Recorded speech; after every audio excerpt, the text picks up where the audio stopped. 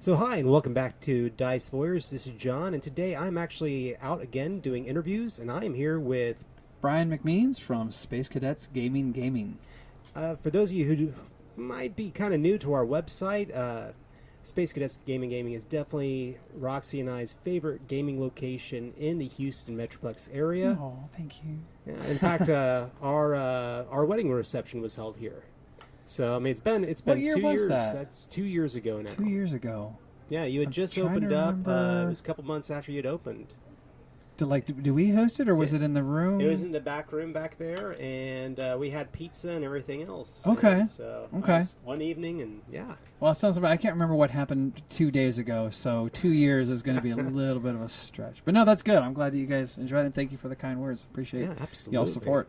No, so I mean, it's wonderful to actually have what I consider a really good gaming, location close by, and at the same time, Space Cadets. The name itself has gotten some accolades. It has. It has. So there's actually two parts to our business. If you're not a regular of ours, there's the collection side, which is comics, games, comics and toys. We do the games. And Miss Jen has been doing this since 2010. They just celebrated their 8-year anniversary, and she's a multi-year Eisner nominee. We were a finalist a couple years there, and she's well known in the comics industry. Has regular conversations with some of the heads of these companies, Marvel and DC, and so definitely a lot of people know her. And as awesome as she is, I want to get to that level in the realm of gaming. When I go to gaming conventions, I want people to recognize Space Cadets as one of those industry leading venues. Absolutely. Yeah, and honestly, I think y'all are doing it because one of the things I love about Space Cadets, it's very family friendly, and it's very positive. It's a positive environment, and that to me, as far as gaming and comics and everything else goes, is a huge part of the enjoyment of the hobby. I want to go someplace where I can have fun. Before we get going too far into this, one of the things that we always do on Dice Voyeurs is we go ahead and we discuss a little bit trivia right before we get started and everything. Oh, trivia! All right. And for a while there, I kind of discussed it like, I would ask questions, and oftentimes the reality was the questions I asked nobody had ever heard of.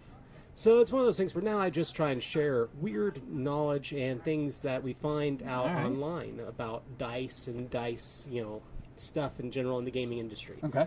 But so here's one of those things that I found out. So in the 1960s, dice were made out of a compound called cellulose nitrate. And I mean, the name itself, you're like, well, that's kind of odd. Nitrate especially. Yeah.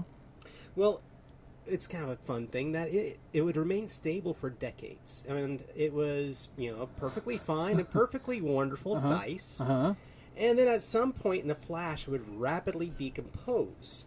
And it would release nitric acid in a process called outgassing. The dice would split, crumble, and implode.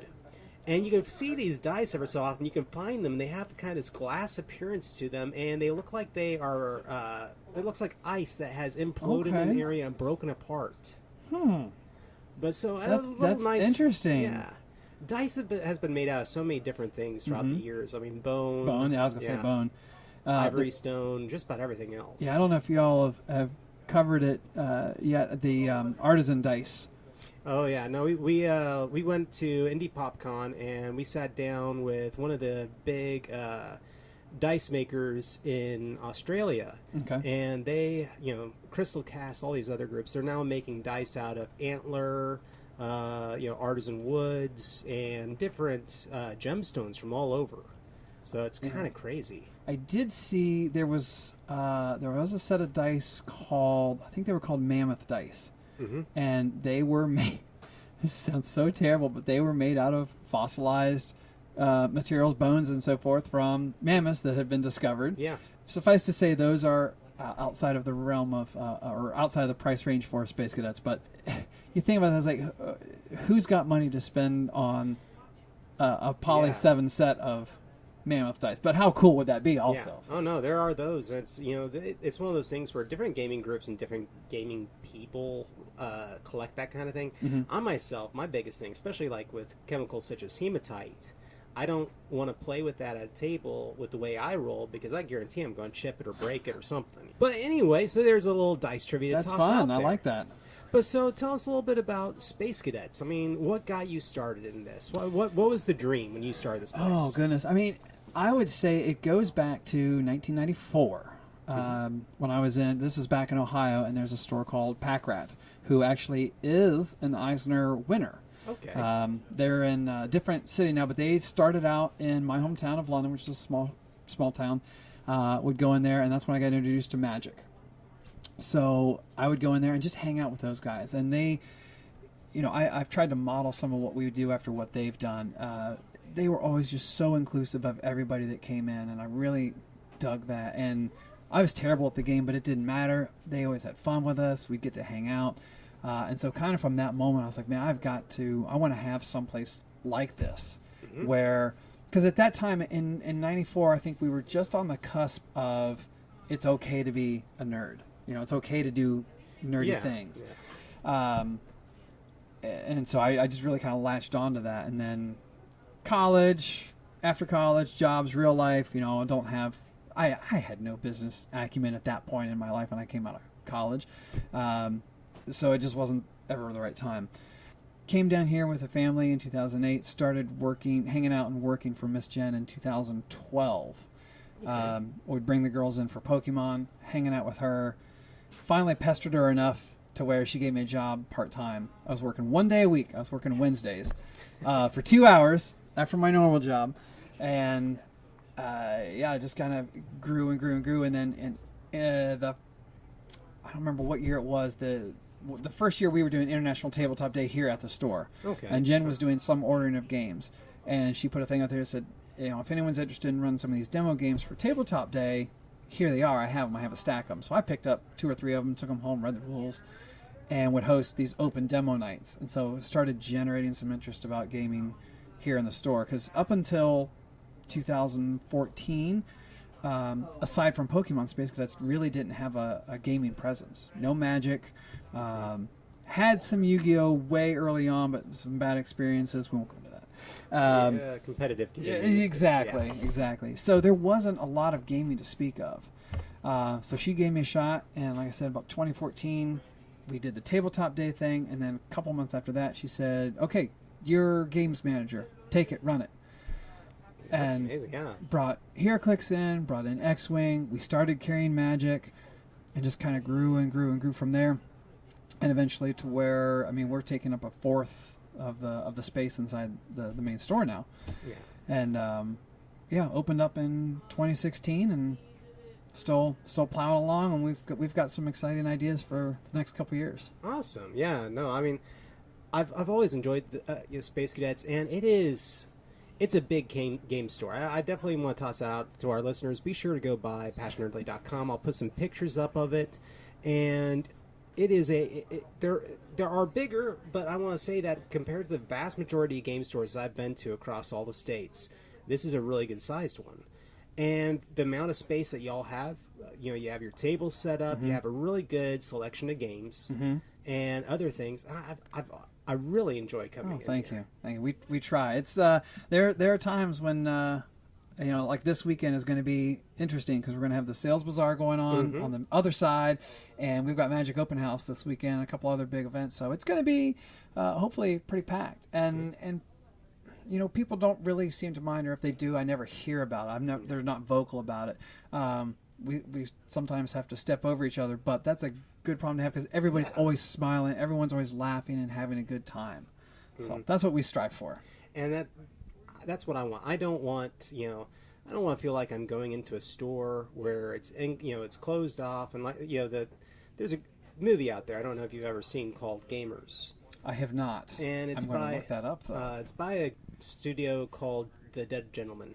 Okay. And at one point, the guy, a woman walks into the game store, and you see a couple heads poke out from behind shelves and everything else, but nobody's talking, nobody's smiling, nobody's really having a good time. It's like the trolls have all called off their corners of the game store. Well, there it is, Yeah. the full movie. Yeah, it's like 50 minutes long, it looks like. Mm-hmm. And, just to kind of toss that in there, we try to be obviously very all-inclusive. It's very bright, well-lit. We have a welcoming atmosphere. I was actually having a conversation with someone at a convention, not a convention, but like a retailer thing last week. And we were talking about D&D. And they're like, yeah, we just don't know what we can do to get more females in the store playing D&D. And I said, well, you might be interested to know, like 50 to 60% of our player base is female. And we actually have an all-female group. We actually have two. I take that back. There's two all-female groups, but one of them, they're all bards.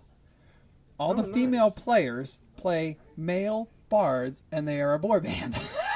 Oh, now that is an interesting take on it. I love that. I love that so much. Oh my goodness! Because there's a series out, a group called Maze Arcana. Okay. And Satine Phoenix is the DM for it, but all the characters are bards, but they're all female. And none of them are involved in each other's band or anything else like that. Okay. They all do their own little different art. But the idea of them all being a boy band, that is hilarious. That's funny, right? Oh, no, that's great. I've gotten to listen into some bits and pieces of their sessions. It's quite entertaining. They should record that, honestly. We'll just say that sometimes they don't quite fit the family-friendly nature of the Space Cadets environment. Yeah. They come in and play every now and then, but... yeah, we have to give them some warnings every now and then. But that's okay. Yeah, different groups have different backgrounds on that. But anyway, other things that we usually talk about on the show, we definitely talk about products that y'all carry, things of that nature. I mean, so what is your product line here? I said for years that I didn't want to be a cookie cutter shop where we did magic, just magic. It's one of those things that it's so difficult to get away from, though. It's a powerhouse. It is a powerhouse, and it's a constant income. That's the one thing. Absolutely. There's new sets all the time, so it's a revenue stream. It's good, good consistent flow. So obviously we have that, but I'd say the second biggest line in that is our Dungeons and Dragons or our role-playing groups collectively. We've done some other things. We've done some Star Wars RPGs. We've tried some Starfinder. D&D sticks, though. I mean, I came in Monday night just for something real quick, and there were 2 full tables, 8, 9 people just out here in our area. Yeah. So I get 2 groups on Monday, usually 2 groups on Tuesday. There's normally 2 groups on Wednesdays. Both of them are off this week, unfortunately. Or fortunately for us, because we're out here recording in their space. But there is D&D occurring every night except Saturday. Yeah. And so that's definitely a huge one for us. X-Wing, HeroClix, some of the big product lines. I really, in the last part of this year and in 2019, I really want to try and bring a focus back to board gaming as a whole, because that's where we got our start. That's kind of where my big passion is right now, is that there's just a wealth of great games out there for all types of players. Your hardcore gamers, your casual gamers, your family, and there's so many things out there, and it's like I have all this knowledge that I want to just bestow upon the community at large, and it's like you guys got to come in and try these things out, and so that's one of the areas of focus I'm going to be tackling come 2019. Yeah, no, that's great, and yeah, board gaming, it's one of those things that is what I consider right now in the gaming market in general, it is a renaissance. I go to Gen Con every year, and this year was bigger than last year, and last year was the 50th anniversary. Right. Every year new games are getting released. There is a intro room for people who are designing games, and they have it set aside outside the hall. They set up their little areas, and people can come through and try out their games, look at it. It's a great way to do some play testing, but at the same time, it's a great way to put your game in front of people who are major industry market people who will buy it. Nice. I mean, there are games out there. I'm trying to think of one off the top of my head. I know AEG does a lot. They go to Gen Con and they'll find a game that they like and release it the next year. They'll pick up like the designer, the publisher, or whatever. There's actually a convention, it's a mini convention, next Saturday, the 29th. It's called GTEX. It's, I can't remember what the GTEX stands for now. But it is local game designers and game publishers who are looking to get their games picked up or looking for play testers and that kind of thing. It's a one-day deal. It's at the Johnson Space Center, so I don't know when the podcast will release, but if you're hearing this and it's before September 29th, check out GTEX Houston and definitely go check it out because there's going to be an opportunity to play some new stuff there that I think people will really dig. And that's definitely a great location for it. I mean, that would... Going to the Space Center is fun to me, just as in general, so that's a great thing. But then also holding that there, that's brilliant. Yeah, I was going to look up real quick and see if I could find what that stood for, because I know it's something gaming, or maybe it's Gaming Texas Expo. I can't remember now. Shoot. I'm sorry. I apologize, but...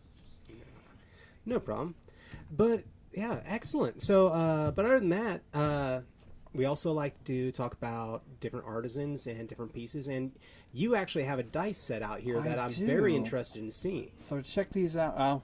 Check these out. Can you see them through the radio? Yeah. No, these are the company that makes these is called Dots RPG. It's just DOTS RPG, and you can find them just by it's just dotsrpg.com.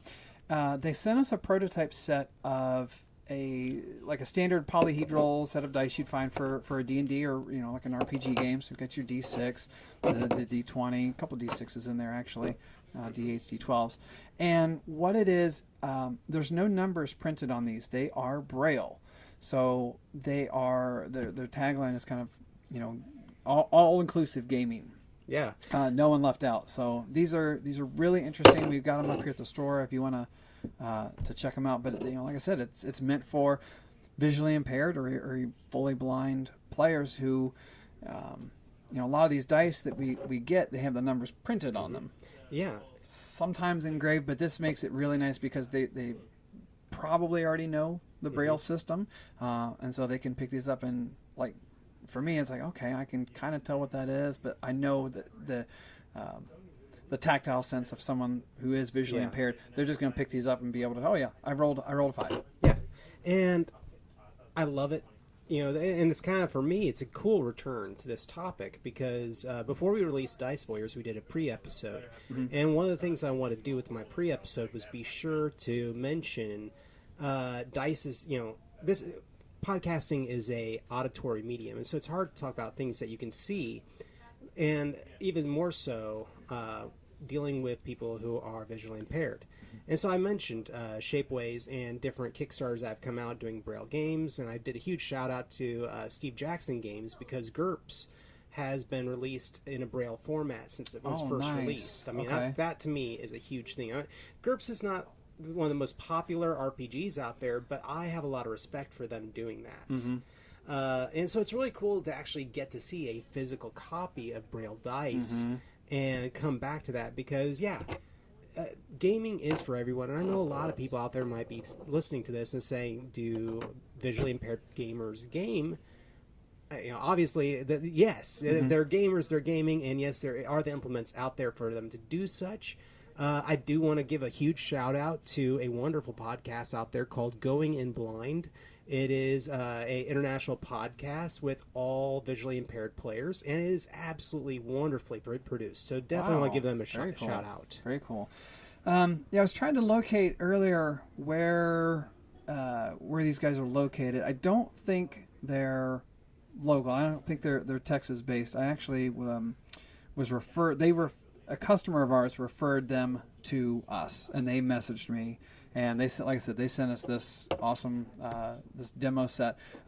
It's not a Kickstarter. It's a nonprofit organization. Nice. And so right now they're working on the Dots RPG, the dice set, and they're working to raise funds to produce these. The prototypes that they have listed on their website actually show different colors, which is kind of cool. They also have the Adventuring Party pack, it looks like. So you get the dice, and it looks like, I don't know how they would do this, but like, oh no, I'm sorry, I apologize. The adventuring party is folks made up who are involved in the Dots RPS project. So I thought it was a package, but yeah, check them out, just dotsrpg.com, and we're going to work with them as they get production up and rolling, and we will have these guys in our store. Wonderful. So, and so, yeah, excellent. And, yeah, definitely come by, check out Space Cadets, and take a look around and enjoy it. You know, I'm looking around some of their games, and I'm really excited to see y'all have Fate of the Elder Gods, the board game back there. The art for that game was actually done by Nolan Nasser. I don't know if you know who he is. We actually did an interview with him for the show, and he is a wonderful artist based out of Austin, Texas. Okay. So, yeah, no, and I'm just looking at all the different games. You got a great selection, and I really hope people come by and take a look. I try. And, you know, one of the things that gets me into trouble is when I'm going through, there's a magazine called GTM. And it's kind of like if you've ever done comics, the previews magazine. Yeah. Everything is coming out for comics in the next 3 months. Well, that's what GTM is for games. And so I'm flipping through that. I was like, oh, yeah, that looks cool. I just add 2 of those to the order. And oh, that looks great. And we had 2 of those. And I found some sleeper hits in that game and that magazine. So, and on the subject of, you know, we're talking about the visually impaired with these dice. There's another game coming out. I'll actually be here. I think it's tomorrow. I will get it in stock. I just totally blanked on the name, but it is it's a configurable maze game. One player puts on a pair of blinders. Oh. They are completely blind. They are the ones that have to navigate through the maze. The other players are the ones kind of guiding them, and so you have to avoid monsters and so forth. Cool. Man, that's going to bug me now. I can't remember that name, but that's the kind of stuff that is coming out. These game designers are thinking of more and unique, creative ways to get everyone involved in gaming. So I love it. Yeah. Love it. Absolutely. So yeah, come check something out. I have so much stuff I'd love to be playing right now. Yeah, and so definitely come by, see Brian, and come see the staff, and enjoy. So yeah, Space Cadets in Oak Ridge, Texas. All right. Bye, guys. You've been listening to Dice Foyers. Please subscribe to get our episodes as soon as they release. For more information about us, check out PassionNerdly.com, @PassionNerdly on Twitter and Instagram, as well as Facebook.com/PassionNerdly. Also, if you're interested in supporting our show, look us up at Patreon.com/PassionNerdly. Once again, thank you for listening. This has been a production of the Southgate Media Group. For more podcasts like this one, head over to SouthgateMediaGroup.com.